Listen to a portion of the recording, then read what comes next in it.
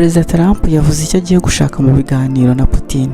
Perezida wa Amerika Donald Trump yatangaje ko ibiganiro bimuhuza na Vladimir Putin w'Uburusiya nibitabyara umusaruro w'agahenge mu ntambara buhanganyemo na Ukraine ataza kubibamo yishimye. Yabigarutseho mbere yo kwerekeza muri Alaska aho ibiganiro by'abakuru b'ibihugu byombi biteganyijwe kubera. Trump yavuze ko atazi niba agahenge mu ntambara yatangiye 2022 gashyirwaho ako kanya, ariko ikimujyanye no gushaka uko kashyirwaho byihuse. Yagize ati sinzi niba gashyirwaho uyu munsi, ariko ntabwo nza kwishima n'ibitabo uyu munsi. Ibi ntaho bihuriye n'Uburayi. Uburayi ntabwo buntegeka icyo gukora, ariko buzagira uruhare mu nzira yo kubishyira mu bikorwa kimwe na Zelensky. Yahamije ko Amerika nta mafaranga itakaza muri iyi ntambara, ahubwo iyungukiramo kuko icuruza intwaro n'umuryango w'ubutabarane OTAN. Yakomeje agira ati ariko simbyitayeho, icyanyigije muri uru rugendo no guhagarika ubwicanyi.